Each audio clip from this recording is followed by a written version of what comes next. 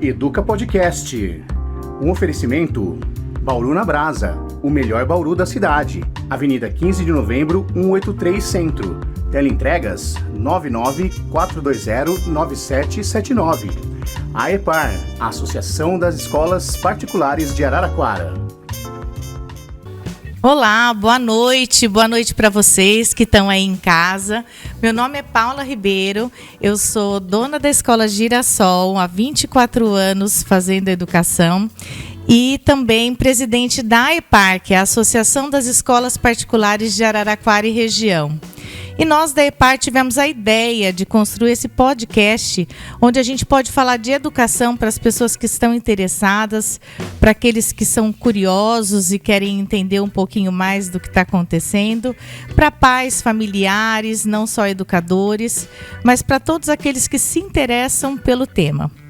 E hoje a gente está aqui mais uma noite com um tema muito interessante, que é sobre a educação antirracista.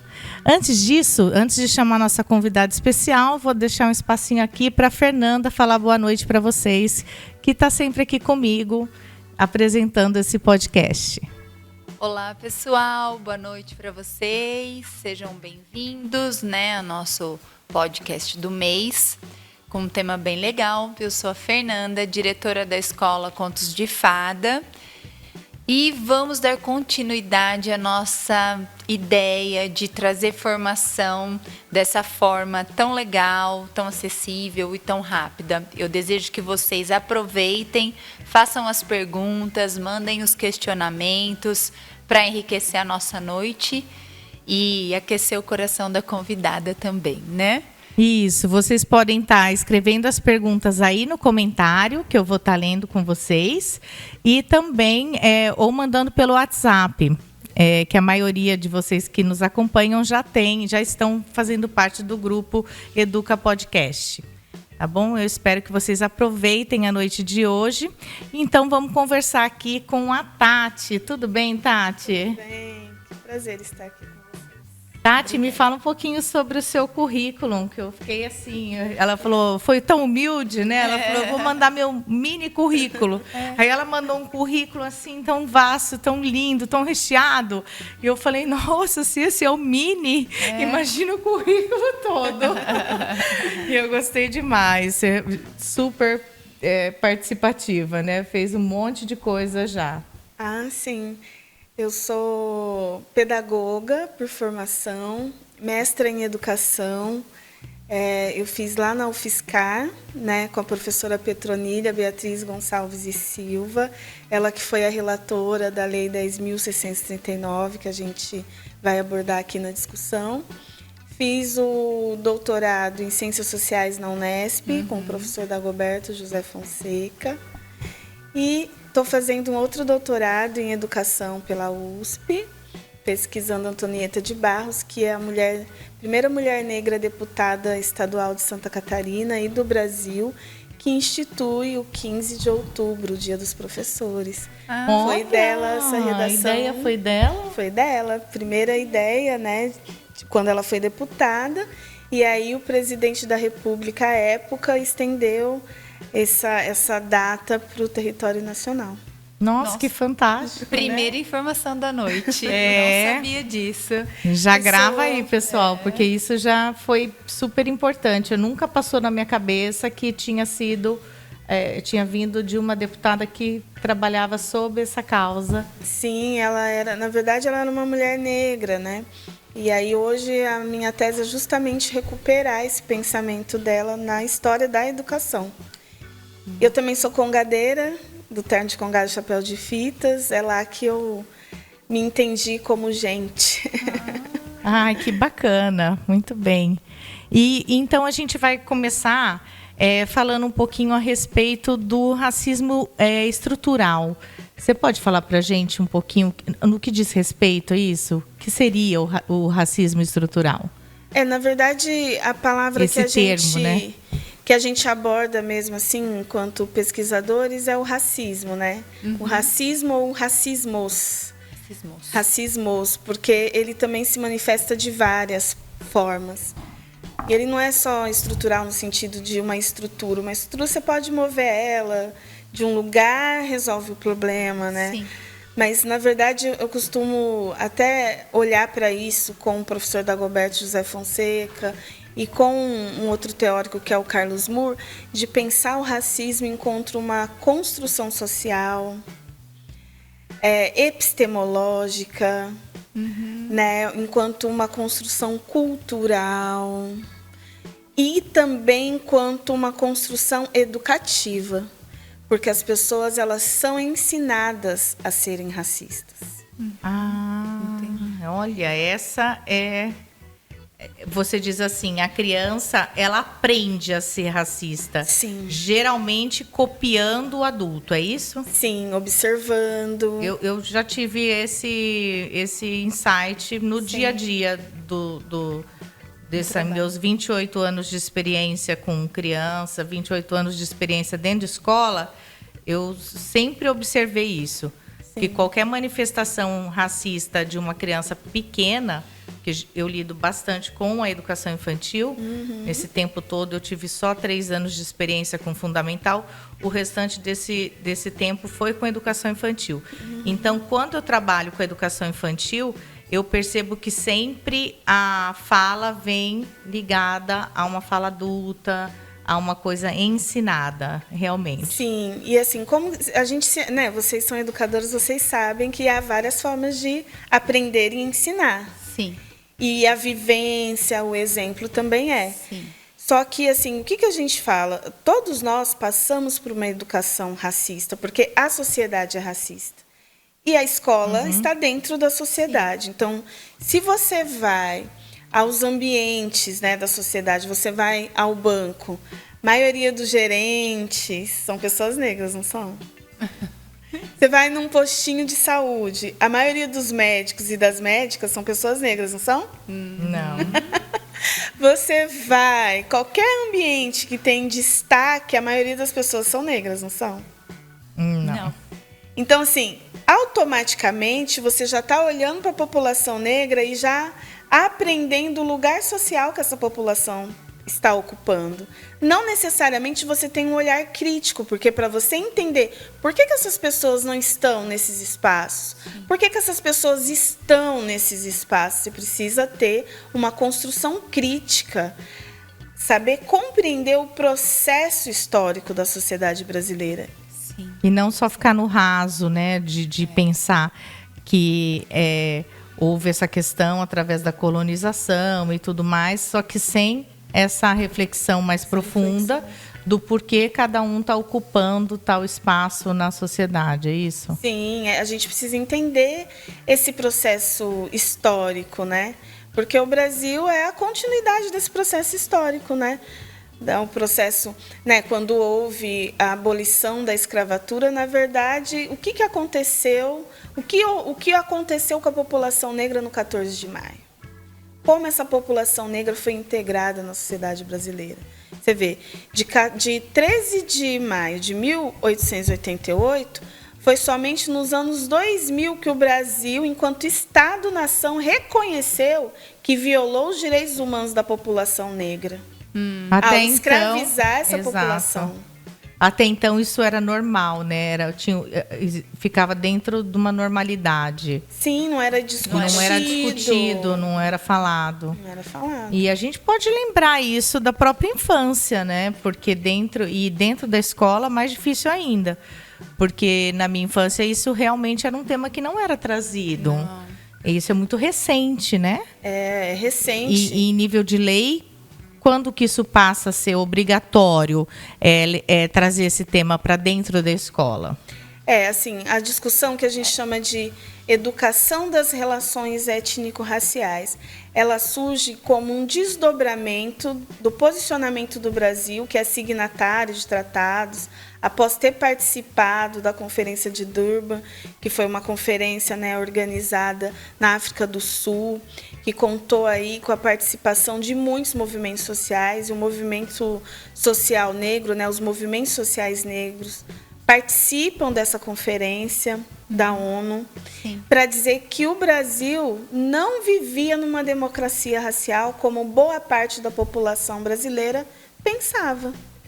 Aqui tem uma realidade específica para a população negra, uma realidade específica para a população branca, que o processo de desigualdade social que acomete a população negra, a falta de oportunidades, os altos índices de falta de acesso aos bens, como educação, ao mundo do trabalho e tantos outros, é fruto de um processo histórico que foi a escravização. Junto a esse processo, o que sustenta essa desigualdade é justamente o racismo, a ideia de que pessoas brancas são superiores a pessoas negras. Sim. Então, a partir da participação do Brasil na Conferência de Durban, o Brasil se coloca enquanto Estado para reparar esse dano histórico. Porque se na abolição da escravatura o Estado não formulou políticas públicas para ingressar essa população recém-liberta na sociedade brasileira, a partir dos anos 2000, efetivamente, isso começa a ser pensado. Sim. Uma política pública que não foi desenhada para a população negra, ela precisa ser pensada para a população negra, para ver se a gente consegue diminuir essas distâncias entre os grupos sociais. A primeira medida de ação afirmativa que a gente fala foi a Lei 10.639, de 2003. De 2003, né? Que Depois, é muito nova, né, Tati? Por isso 2003, depois ela é alterada em 2008, é isso? Depois ela é alterada em 2008. Sim. Mas o que é interessante, eu gosto sempre de falar sobre isso. A gente tem a Lei 10.639, de 2003, que vai incluir a temática de história afro-brasileira e africana no currículo escolar. E a 11.645 de 2008, que vai incluir a mesma temática, mas colocando a temática indígena no currículo escolar. Sim. Acrescentou. Acrescentou. Então, foi atualizada para conseguir ampliar esse leque e entender que essa questão do racismo diz respeito também, não só aos negros, dos racismos. Né? Mas são duas coisas diferentes. São duas coisas diferentes. Racismo é um fenômeno que foi criado pela sociedade ocidental, pelo eurocentrismo, né? Por aqueles que conquistaram território nacional, vamos dizer assim. Racismo não é um fenômeno da cultura negra e da cultura indígena. Pelo contrário, racismo é um fenômeno social que adoece a história e cultura negra e indígena. Então, quando a gente vai falar dessas populações, a gente tem que pensar que o racismo é um fenômeno que acomete essas populações. Por isso que a gente tem a dificuldade de entender sobre essas populações. O que essa legislação traz? Essa legislação, ela coloca no artigo 26A e 79B, que é a Lei 10.169, 11.645, a necessidade de estudar a história e cultura africana, afro-brasileira e indígena, para que, tendo acesso à história e cultura desses povos, compreendendo, por exemplo, que a humanidade surge em África, que toda a humanidade tem uma única ancestral, que é uma mulher negra, africana.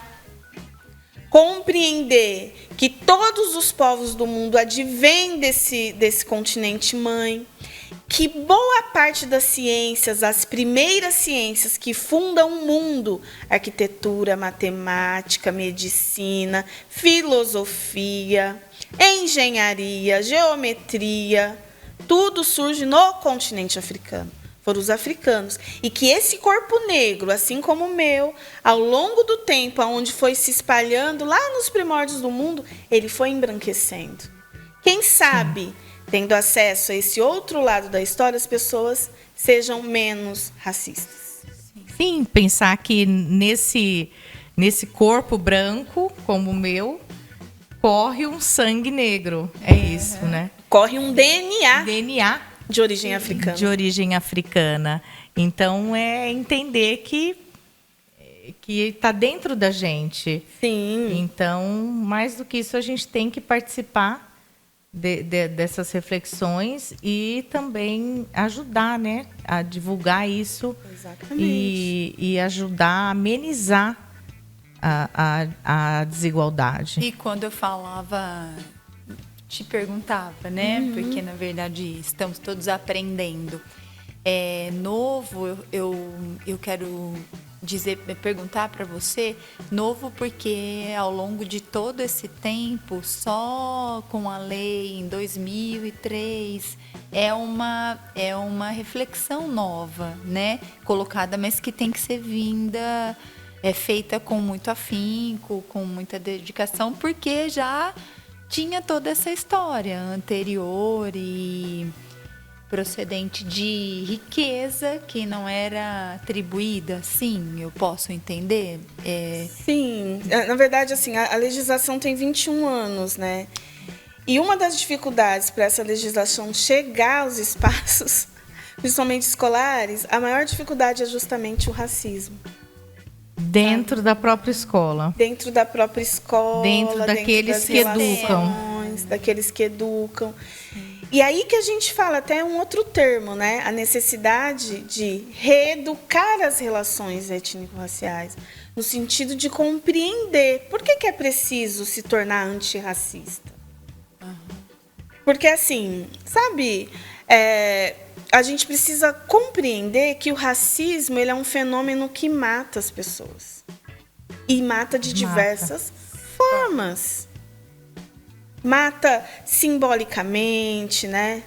Você não conhecer a história daqueles que deram a vida para toda a humanidade é uma forma de morte. Porque, às vezes, as pessoas estão reproduzindo uma coisa, acreditando piamente naquilo, quando, na verdade, não é. E não é só a ignorância no sentido de desconhecimento, né?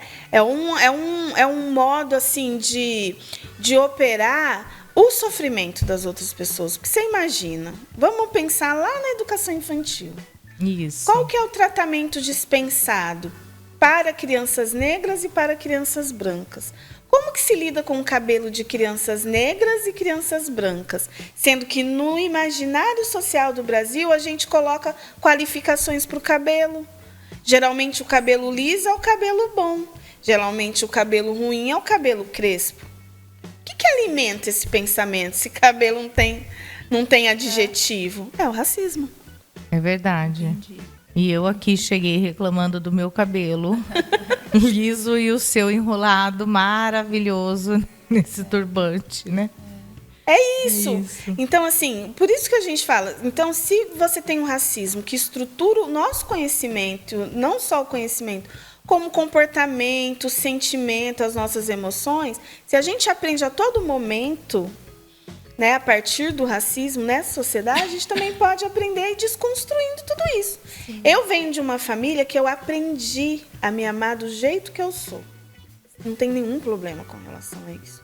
Mas eu sei que boa parte da população negra não tem essa oportunidade. E eles já se sentem inferiores, né? Se sentem inferiores. Porque a todo momento a sociedade vai colocando esse lugar. Colocado isso. Eu tive um caso recente de uma criança na educação infantil e foi com cabelo também que isso aconteceu. E a criança disse que a coleguinha riu do cabelo dela. E, na verdade, é o cabelo mais impecável que a gente tem de todos lá, porque está sempre arrumadíssimo, sempre muito bonito, é sempre muito bem cuidado. Então, a mãe usa e abusa das coisinhas para deixar o cabelo lindo, né? E aí ela se sentiu inferior por causa do cabelo. Aí me veio, assim, na ideia de que será que realmente a amiguinha tinha feito algum tipo de bullying, né, contra ela, ou tinha feito alguma crítica, né, não caracteriza um bullying ainda, mas ou se estava dentro dela mesma a sensação da inferioridade por não ter o cabelo loirinho igual da outra coleguinha. E eu fiquei nessa reflexão, sabe, tentando entender como lidar com a situação, e é isso que a gente está aqui também, para que a gente possa discutir e de uma maneira até do ponto de vista prático, como lidar com situações como essa? Na verdade, como que a gente pode lidar, assim?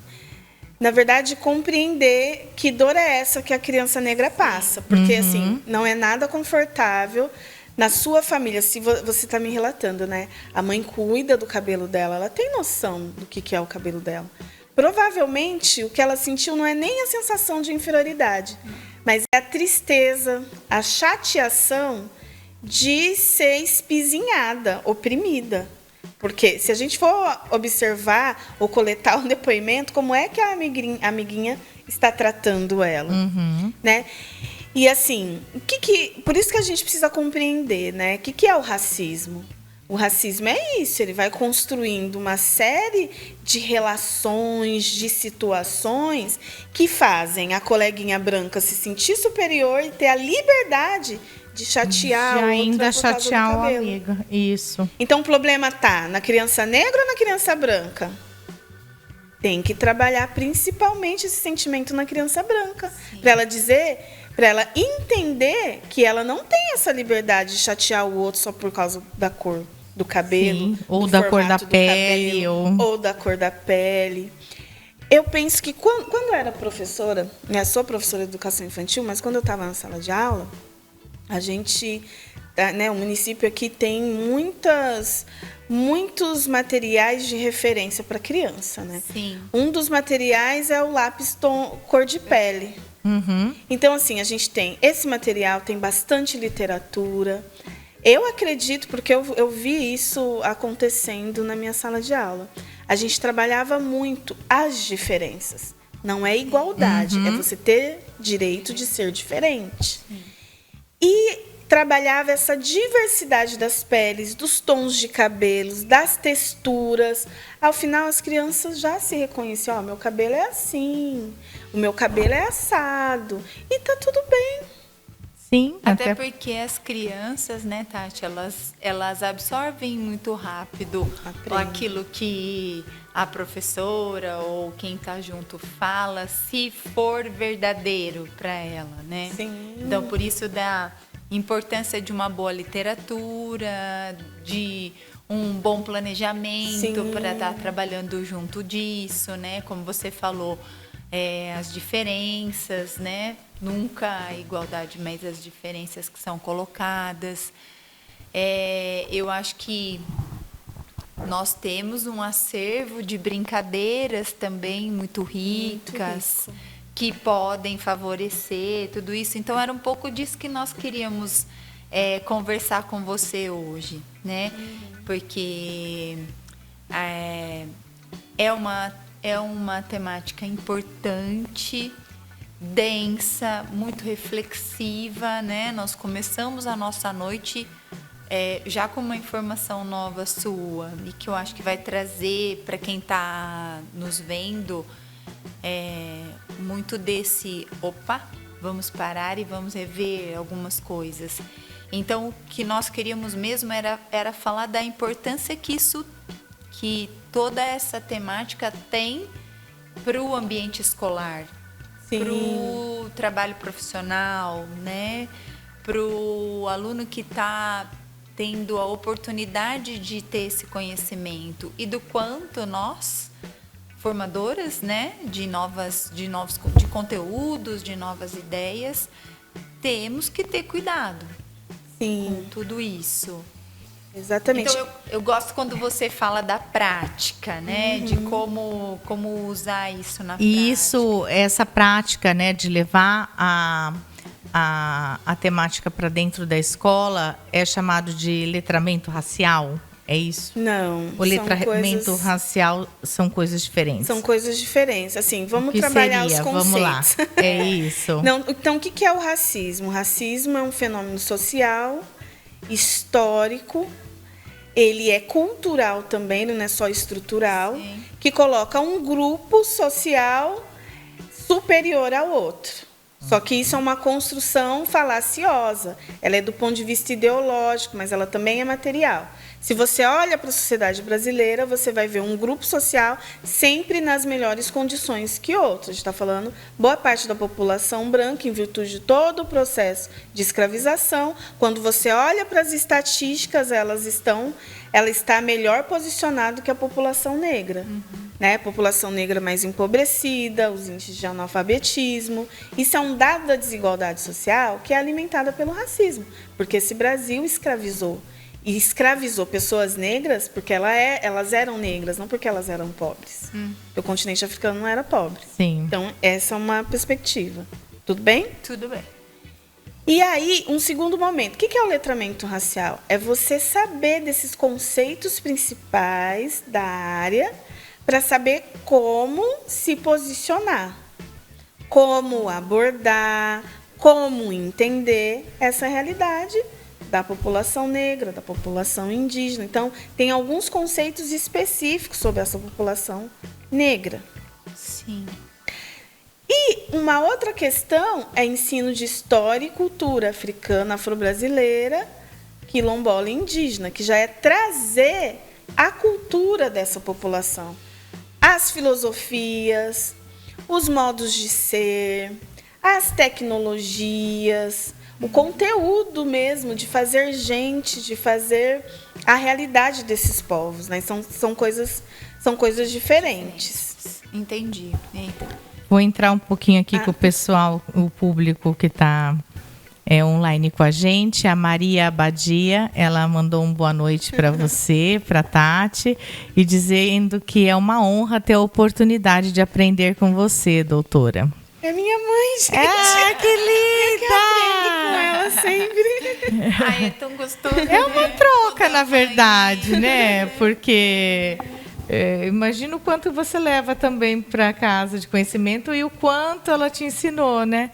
Inclusive, você está aí e está nessa luta por conta dela, né? Sim. E deve ser uma mulher muito forte. Parabéns para a mamãe aí. Que bonito. E a Jaqueline, ela falou que a filha dela fez uma representação hoje do livro O Lápis Cor de Pele. E foi um trabalho muito legal, muito bom com as crianças. Legal. E uma pergunta aqui da Paula Primani. E quando a criança traz para casa o comentário do amiguinho sobre a cor de pele dele, como ela deve orientar? Ela, como mãe branca de um filho negro. De um filho negro. O filho está sofrendo preconceito por causa da cor. Pelo que eu entendo aqui, o pequenininho chegou em casa falando: meu amiguinho falou que eu tenho a cor diferente. Ah, tá. Como que ela lida, ela como mãe? Como sua mãe lidou com você? Ai, meu Deus, minha mãe.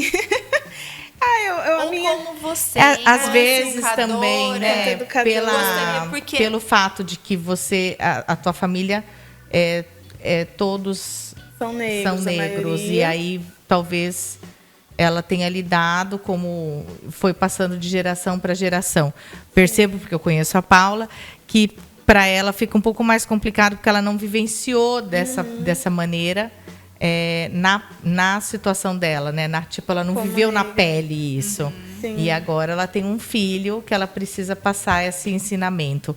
Como ela, como mãe, deve fazer isso para o filho dela? Até pensando, Tati, que somos educadoras e fazemos reuniões de pais, né? Podemos dar essas instruções, essas orientações. Então, acho que é nesse sentido, né, Paulinha? Que a gente pode conduzir a nossa conversa. E vejo que o caso dela é um caso de muitas pessoas, né? Sim. Como lidar quando a criança chega com esse comentário? A minha família, assim, tem uma parte negra e uma parte branca. Minha mãe educou também a parte branca a saber como lidar. Sim. Né? Na verdade, porque assim, se a criança está reproduzindo o preconceito, ela está observando, está aprendendo de algum lugar também, né? Essa reprodução. Então, na verdade, por um lado, fortalecer seu filho.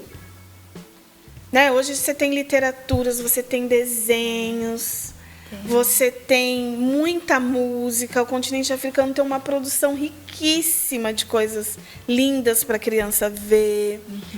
Muita produção, sabe? De arte mesmo. Acho que a minha família me alimentava muito disso. Minha mãe também conversava muito sobre isso comigo, sabe? essa felicidade do que significa ser negro. Porque é assim, o que eu percebo na minha família que me construiu a partir de um outro lugar? Saber que a minha história enquanto pessoa negra não começa com a escravidão. Sim. Começa muito antes disso. Começa com a origem da humanidade. Isso, nos primórdios. Grandes feitos. Então, se você for também trazendo esse outro lado da história, depois eu posso deixar aqui para vocês várias referências também de materiais, isso é ótimo. de lugares. Nós vamos querer. Pegar a orientação pelo aspecto positivo. Então, exatamente. usar o aspecto positivo. Olha que legal. Positivo e histórico também. Né? Trazer a história. Olha que foi para que ela seja, para que a criança se entenda contextualizada. Sim. Para dar o tamanho da importância, né, positiva. Exatamente. E não só ficar na dor. Isso, né? Que é o que você colocou. Eu adoro assistir uns videozinhos de Instagram onde tem as crianças com a sua alegria, que eles dançam, as crianças negras, que elas dançam, que eles têm uma energia tão maravilhosa, né? E eu acho que é dessa forma que a gente orienta os nossos alunos de forma positiva. Sim. A ver, olha a alegria, né? Olha, e depois é lógico, o estudo de toda a contextualização, que foi o que você nos falou, ele também se faz necessário. Sim. Mas eu penso que administrar o ensino deste conteúdo partindo desta forma, né, feliz e bonita, torna mais leve tudo isso que a gente está aprendendo com você. Pode ser assim? Pode ser pensado dessa forma? Do ponto de vista de casa, você mostrar a cultura. Isso. Né? A cultura desses povos. Foi como a minha família me ensinou. Me ensinou a tradição também, né? Porque o congado, ele é uma tradição de origem africana no Brasil. Então, assim, a gente já sabia da história dos africanos lá no continente, é uma coisa passada de geração em geração, e tem um modo específico de ensinar. Dentro da tradição, os mais velhos nos ensinam brincando, fazendo, observando, construindo, tendo responsabilidade. Cada um de nós ali. Então, minha família me ensinou assim. Quando eu vou fazer um mestrado na UFSCar, eu percebo que, em virtude do racismo, as pessoas se tornam negras. Descobrem-se negras do ponto de vista político e positivo de si. Então, assim, qual que é o papel da escola nesse sentido? Aí tem um outro documento, que é o Parecer 03 de 2004, que diz sobre as diretrizes curriculares para a educação das relações étnico-raciais, ensino de história e cultura africana afro-brasileira. Tem um outro livro, que são as orientações às relações étnico-raciais. São 2 livros, depois eu posso mandar a referência para vocês, as diretrizes e esse livro, que vão mostrar, desde a educação infantil até o ensino superior, passando pelas outras modalidades de ensino, como o EJA, como é que você trata desse tema no ambiente escolar. Olha que bacana, que riquíssimo, sim. Porque isso é uma das questões que eu tinha aí para trazer para você. Né? Como é que são as propostas pedagógicas antirracistas que a gente poderia estar propondo para a sala de aula? Esse material engloba isso? Engloba isso.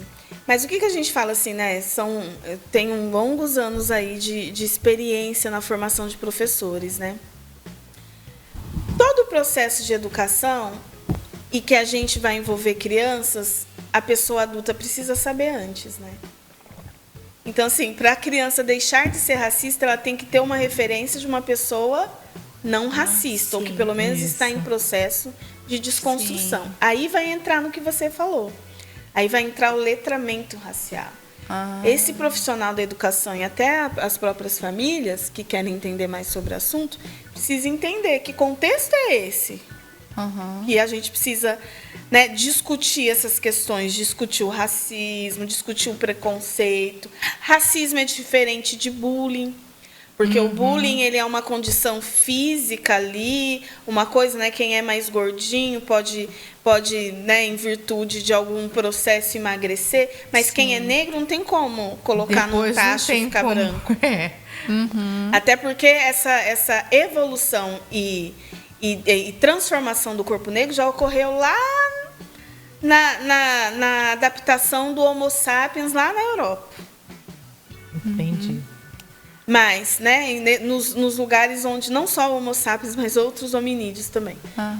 Mas, no atual momento, não tem como fazer isso. Sim. Então, é ligada à característica étnico-racial de todo um grupo. Então, isso é racismo, porque caracteriza esse grupo num determinado lugar de inferioridade. Então, como que você faz inicialmente? Estudando. Essa temática ela é tão sensível. Sim. Ela é muito sensível. E a gente pode até fazer um comparativo. E por que você disse que é sensível? Porque ela toca tanto... Ela é sensível porque ela requer estudo. E ela é sensível porque, além do cognitivo, ela depende daquilo que a sua subjetividade absorve. É que nem tratar de machismo e patriarcado. Quando a gente tem homens falando por nós. Não vai ter a mesma experiência. Sim. Em muitos momentos vai falar coisas que a pessoa, que o homem não sentiu no corpo dele, porque justamente ele não é homem. Mas esses homens podem aproximar, entender a complexidade do que é ser mulher? Pode. De que modo? Ouvindo a mulher, vivenciando com a mulher e estudando. As mulheres que falaram sobre as mulheres. A mesma coisa com a temática racial. A gente precisa conhecer o pensamento de pessoas negras e indígenas, falando sobre o seu contexto, a sua realidade. Sim. Então, esse letramento racial também envolve isso, né? Esse estudo sobre esses temas e, aos poucos, se conscientizando. Um outro ponto também é gerar práticas educativas que vão mostrando as culturas desses povos. O que eu estou falando, gente, são duas áreas. Uma coisa é educar as relações étnico-raciais, que é tornar antirracista. Mas, junto a isso, eu estou falando da necessidade de trazer ensino de história e cultura da população negra, africana e indígena. São dois caminhos diferentes. São duas coisas diferentes. Que caminham juntas. Sim. E que vão cair no mesmo objetivo final, que seria diminuir a desigualdade, extinguir os comportamentos racistas e fortalecer a humanidade. Porque quando você vai adentrando no conhecimento sobre as culturas de raiz africana e indígena, você vai descobrindo que boa parte daquilo que somos, fazemos, comemos e vestimos vem dessas culturas. Todo mundo come banana. Sim. Banana é uma cultura que foi cultivada e aprimorada em África. Todo mundo come arroz. Também foi uma cultura aprimorada em África que se expandiu nas Américas. Todo mundo come batata. Fala que a batata é inglesa, mas na verdade a batata é indígena da América do Sul. Come abacate, chocolate. Que vem do cacau. Fala palavras indígenas e africanas o tempo todo. É verdade. E por que você não sabe sobre isso? Porque o racismo te impede de ter acesso a essas histórias. Então, a legislação é justamente isso. Vamos aprender com essas culturas? E porque não foi ensinado, né? Não foi ensinado. Então, aí a gente coloca como grande importância o fato de você levar essa educação antirracista para dentro da escola. Exato. E como é que isso acontece? Acontece com a educação dos educadores, o preparo desses educadores para lidar com tais temas e para a desconstrução deles mesmos a respeito da sua subjetividade, do próprio racismo interior. Sim. Né? Porque é muito fácil falar, eu não sou racista, não sou. Mas, de repente, você se pega numa atitude, numa colocação, num numa pensamento, frase, né? numa palavra. Né? Então, você tem que estar 100% atenta às suas atitudes, mas mais do que isso, interiorizar aquilo para que você consiga mudar o comportamento. Então, Exato. se você só interioriza a partir de reflexões que vão acontecer diante do momento que você tiver disposto a aprender sobre isso. Exatamente. Por isso que a gente insiste muito na formação de professores. Insiste muito nas experiências, nos cursos, nas vivências. Por isso que a gente fala que é uma temática sensível. Sim. Porque ela vai perpassar por todas as dimensões do seu corpo, né? Uma coisa é eu dizer, eu sou antirracista, outra coisa é eu ser antirracista. Então, numa mesa com amigos, quando falo uma piadinha machista ou uma piadinha racista, ao invés de eu, que legal, né? Eu vou falar, peraí, que coisa estranha isso daí.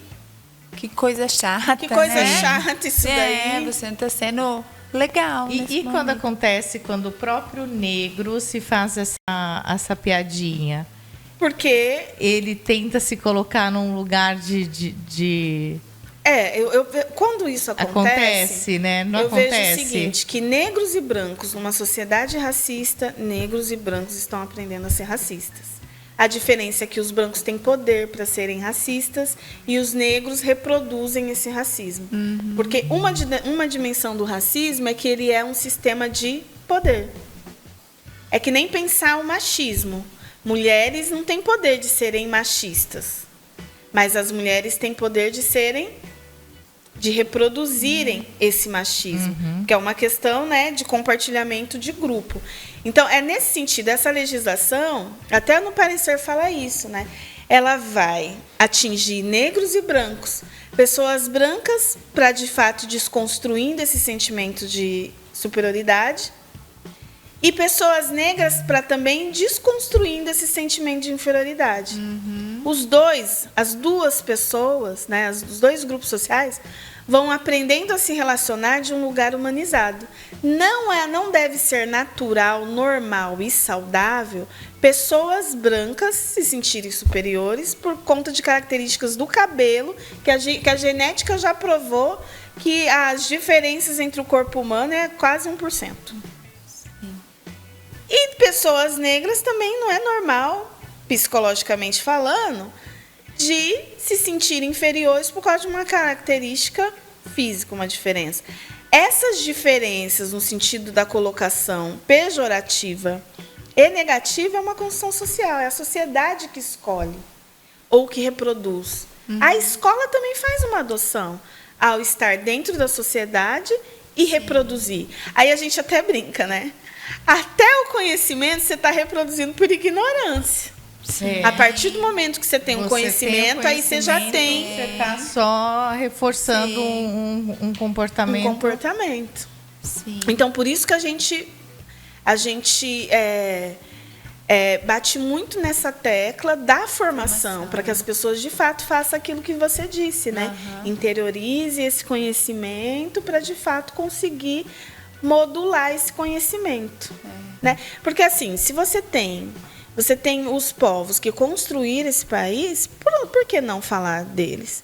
O Brasil, infelizmente, alguns currículos escolares sabe mais de Grécia do que o próprio Brasil. Sim. E como diz Dagoberto, Januário, não se faz Brasil sem África. Mas não é só o Brasil que se faz sem África, a humanidade A não humanidade se faz. não se faz, né? Agora, se você não conhece a história da sua mãe e você nega a mãe, você é um bom filho. Não está sendo um bom Nossa, filho. que ótima metáfora, é isso Ótima mesmo. colocação. É isso mesmo. Mas é muito rico isso que você acabou de dizer, né? Que entre brancos e negros existe essa colocação, esse lugar de disputa e essa diferença.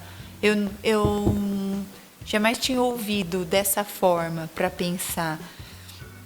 E eu acho que isso é formação, né? Isso é orientação para que possamos lidar melhor com os nossos alunos, com as pessoas ao nosso redor, no nosso convívio, né? Então, eu penso que formação é essencial. Por isso que a gente está aqui ouvindo você falar, né? Para aprender.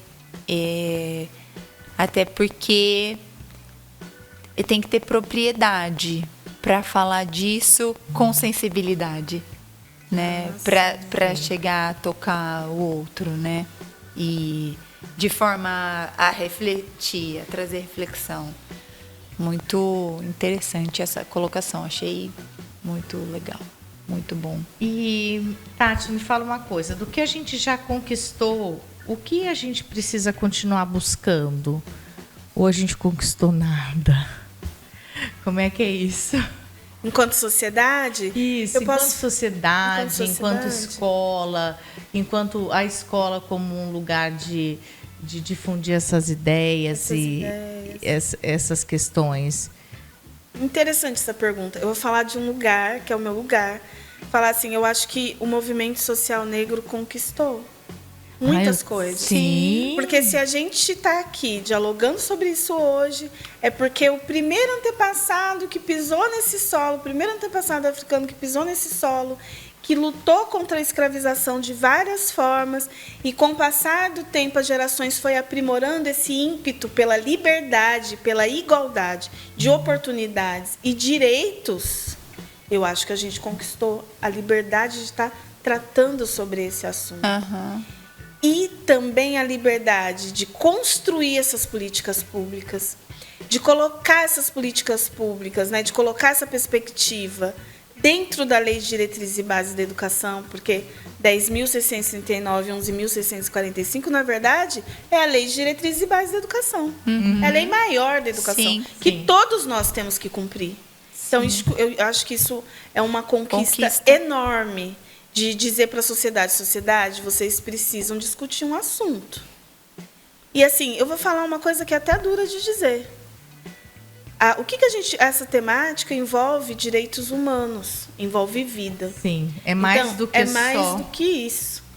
Né? O racismo, ele afeta a vida das pessoas. Uhum. Né? E aí, o que a gente está falando? A gente faz uma educação que contribui para a vida ou para a morte? Quando você não estuda o que aquela população produz, o que aquela população faz, qual que é a história daquela população, o apagamento, a invisibilidade também não é uma forma de morte? Sim. Sim, entendo. Com certeza. Quando você reforça um pensamento, né? Então, assim, quando a gente está no chão ali da escola, e uma criança vai lá, morde a outra, bate na outra, o que a gente faz? A gente deixa? Não. A gente vai lá e intervém na hora, não é isso? Sim. Por que quando a outra criança chama a outra de macaco ou não quer dar a mão porque a criança é negra, a gente também não intervém? Então, o que eu estou falando? Que a gente precisa mudar a mentalidade racista que todos nós tivemos com a sociedade brasileira. Sim. Crescemos nisso. Crescemos nisso. Porque no âmbito entre crianças, no âmbito da educação, a gente ainda tem a proposta de intervir, propor uma ação pedagógica para que essa situação não ocorra novamente. Sim. Mas quando essa situação ocorre entre pessoas adultas, seja no ambiente de trabalho ou qualquer outro ambiente, eu tenho um código civil. Sim. Né? Eu esqueci o termo do direito. Mas racismo é crime. Sim. Então, eu, enquanto pessoa negra, ou a outra pessoa branca, que também viu uma pessoa negra passando racismo, ela também pode denunciar esse crime. Sim. E eu já vi isso acontecer muitas vezes, de pessoas brancas, a começar pelo meu pai. Porque todas as vezes que eu sofria racismo, as pessoas tinham meu pai e minha mãe negra, meu pai branco, descia as duas famílias negras e branco para a escola, dizendo, vocês vão fazer o quê? Porque a minha família entendeu que não me criou para sofrer. Sim, claro. Com certeza. E meu pai, sendo branco, entendeu o papel dele. Racismo é sofrimento. Racismo é morte. Racismo é crime. Se você é conivente com crime, o que você é? Um criminoso. Criminoso. Então, a gente tem que tratar nesses termos. Na perspectiva da educação, o que a gente faz? A gente educa. A gente mais educa do que pune. Sim. Porque a gente está lidando com crianças, não é? O trabalho é esse. Sim. Então, no âmbito da educação, a gente constrói essa ação formativa no âmbito, né, civil, das relações de trabalho, a gente já intervém com a justiça. Sim. Então, assim, nesse sentido, eu acho que o movimento negro conquistou muitas coisas e eu acho que a sociedade também está avançando. Sim, eu também sinto. Eu acho que a sociedade está avançando, essa tendo seria interesse. a minha Eu pergunta. sinto, mas existe mais uma questão aqui que também envolve uma reflexão. A pergunta chegou por WhatsApp. O que você acha de jovens políticos negros que vão contra a luta negra e dizem que não existe a tal dívida histórica? Ah, tá. E, inclusive, são contra as cotas. Aí vem um outro lado do que é ser negro. Ser negro, assim, não tem um tipo ideal do ser negro. A gente tem o sentido de ser negro do ponto de vista político, que entende o seu percurso histórico, entende a luta do movimento social e se coloca enquanto uma pessoa que vai fazer equidade, vai fazer justiça social. Sim. Só que tem pessoas negras que não querem fazer isso, enquanto pessoas. Assim como tem mulheres que sabem da condição da mulher e ainda assim, na internet, a mulher está xingando outra mulher, está oprimindo outra mulher. Sim. Então, assim, a gente responde por um grupo, também a gente faz parte de um grupo social. Mas o indivíduo não pode ser referência para todo um conjunto de pessoas. E se a gente ele for está se posicionando como pessoa, como não pessoa, como... Não como um grupo. como um grupo E que nem lutou por esses como direitos. tom de pele. Nesse sentido, não sei se eu me faço entender. Sim. Do ponto de vista social, não vai representar uma luta. Porque, assim, gente, não faz sentido alguém ser contra a ação afirmativa. E eu vou explicar o porquê. Esse Brasil foi construído com sangue, suor do trabalho escravizado. Mas não foi só sangue, suor do trabalho escravizado. Foi sangue, suor e conhecimento acumulado desde a origem da humanidade até no período que os escravizadores foram no continente africano. A gente está falando de mão de obra e tecnologia especializada. Se a gente for estudar todos os povos africanos que chegaram para desenvolver o Brasil em todos os ciclos econômicos, a gente foi estudar a história dos reinos, dos impérios e das várias formas de organização social desses povos, a gente vai perceber aonde que está a tecnologia utilizada na construção dos ciclos de desenvolvimento do Brasil. Quem eram os povos iorubás, povos bantus, bacongos, dentre outros, que estavam no processo de construção e fundição do ferro utilizado na construção dos engenhos de açúcar. Pessoas que já tinham tecnologia de fornos a mais de não sei quantos graus, que derretiam ferro, que construíam tecnologias como a enxada e tantas outras coisas. Você faz esse tipo de ferramenta de trabalho sem conhecimento científico, sem conhecimento técnico? Não Então, faz. o exercício que eu proponho para vocês é que, quando vocês forem visualizar as obras de Debré, do povo negro trabalhando, não vejam só como pessoas escravas, até porque ninguém nasce escravo. As pessoas se tornaram escravizadas, Foram escravizadas. submetidas a uma condição. Sim. Essas pessoas eram pessoas trabalhadoras e que fundaram os ofícios do Brasil. Se vocês forem lá no Museu Afro-Brasil, no Ibirapuera, vocês vão ver os instrumentos de trabalho desses povos. Até porque o escravizador naquela época não trabalhava com as mãos. Quem trabalhava eram os negros. Nós que somos educadores e professores, conseguimos dar aula sem conhecimento? Não. Não tem jeito. Então, os negros também não conseguiam trabalhar sem conhecimento. Sim. Entendi. Sim. Então, esse povo trabalhou esse tempo todo, fez fortunas de famílias inteiras, mas na hora que ele se viu livre, no 14 de maio de 1888, ele não recebeu um vintém dessa fortuna. Essa desigualdade, essa pobreza, essas condições foram se arrastando até agora. Aí, quando surgiu uma lei que vai reservar, não é nem cotas, vai reservar vagas no ensino superior, aí cria esse reboliço todo. Por quê? Porque as pessoas não têm noção do que essas pessoas fizeram para o Brasil. Exato. É isso que eu ia falar para você, mas eu penso que a pessoa representada, né, nessa fala não tem todo esse conhecimento de tudo isso que você está nos ensinando hoje, né? Não tem. Mesmo eu penso que existem pessoas brancas e negras que também não sabem de tudo isso e por isso se coloca nessa situação tão singular, né, de fala. E eu gostei muito dessa questão que a pessoa colocou, porque acredito que a intenção da pessoa foi gerar esse debate, foi né, para dizer, Sim. olha a sociedade brasileira, é Sim. desse lugar que você precisa refletir. Né? Isso.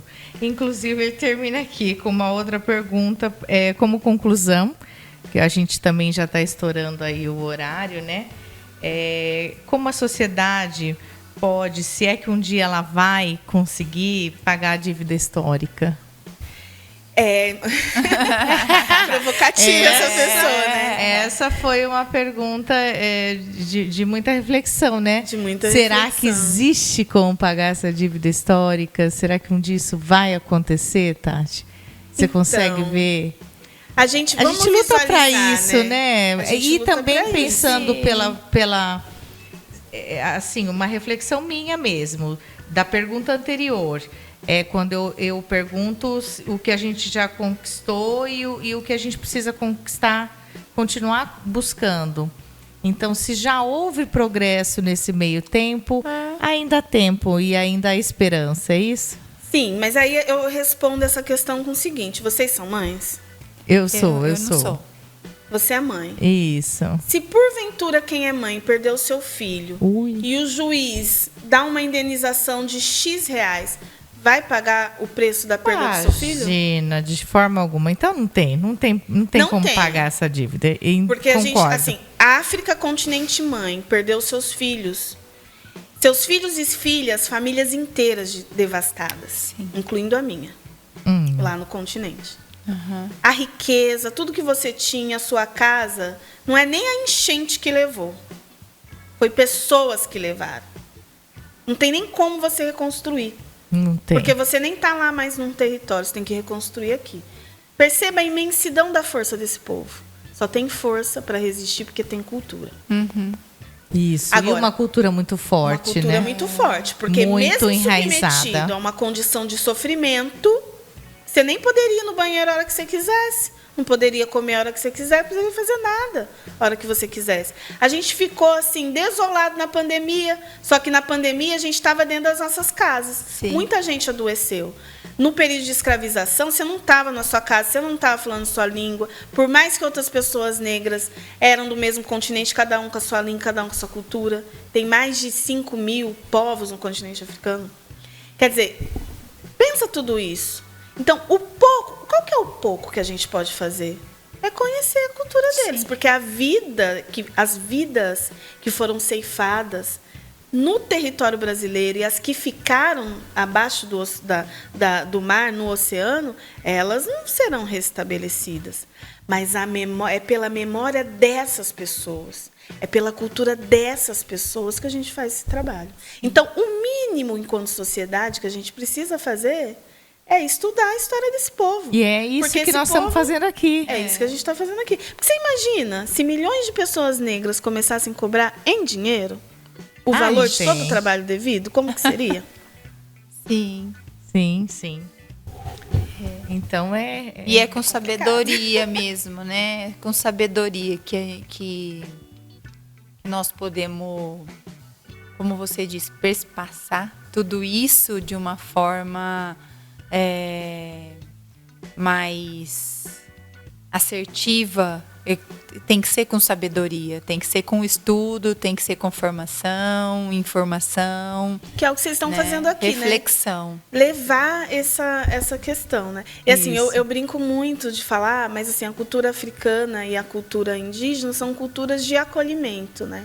Então, eu acho que essas legislações, essas questões que a gente coloca, é justamente isso, é fruto dos valores civilizatórios dessa cultura, né?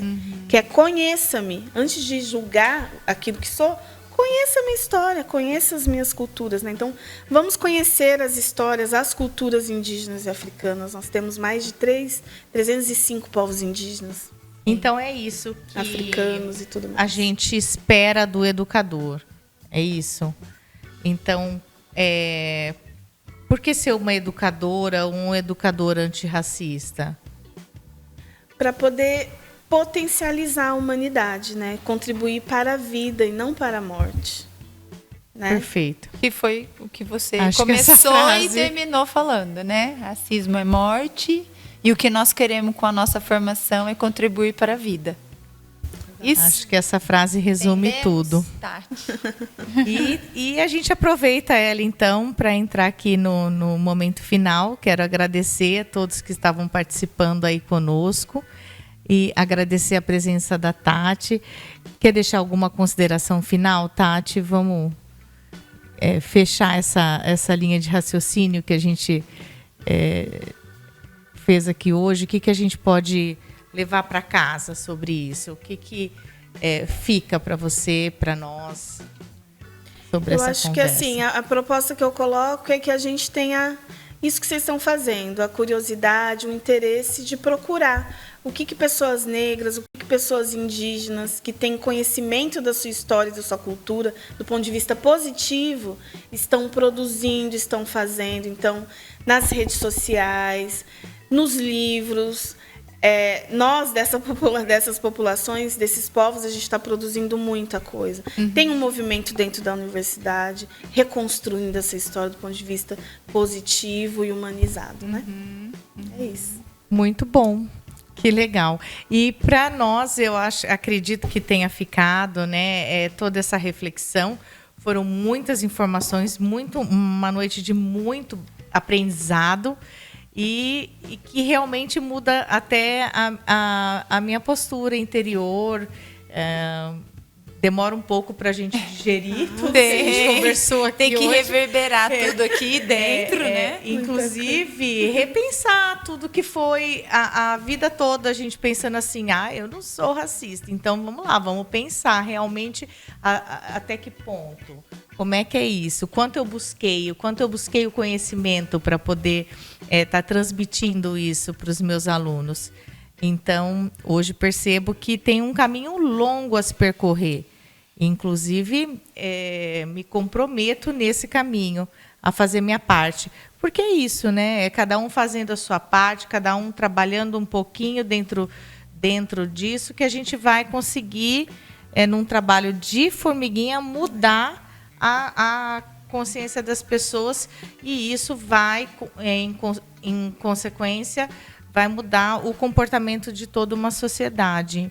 Então, começa dentro da gente, começa com a gente mesmo mudando a postura.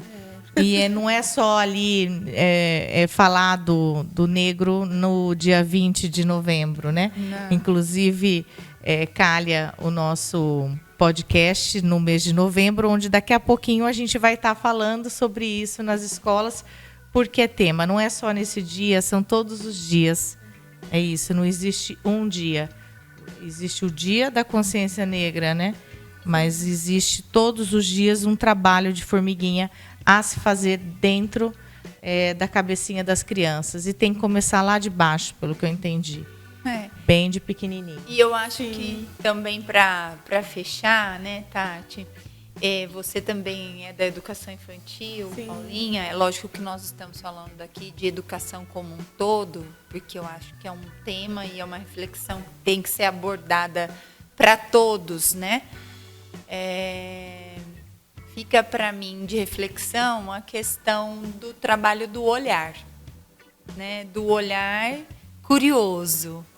E esse olhar curioso e informativo, ele é espaço das nossas crianças, né? Ele é espaço das nossas crianças.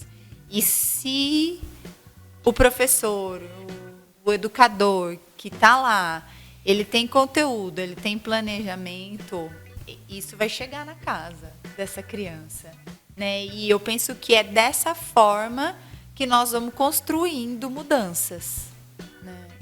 Mas a gente não pode nunca deixar de se colocar num lugarzinho de que tenho muito a aprender, porque a noite foi de aprendizado, viu? Queria te agradecer, muito obrigada, né? Em nome da EPAR, por todos os nossos colaboradores que estiveram aqui nos ouvindo. Obrigada por essas lições que você nos trouxe hoje. Obrigada a todos vocês, então, que participaram conosco. E vamos ver se a gente consegue fazer mais um episódio antes desse ano finalizar, porque aí começa, né, o processo de encerramento do ano e para quem lida com educação sabe que o final do ano é insano. Então, vamos tentar fazer mais um episódio para a gente conseguir fechar o nosso ano de 2024. E espero que vocês possam estar participando conosco no nosso próximo encontro. Um beijo para vocês e uma boa noite. Boa noite. Tchau.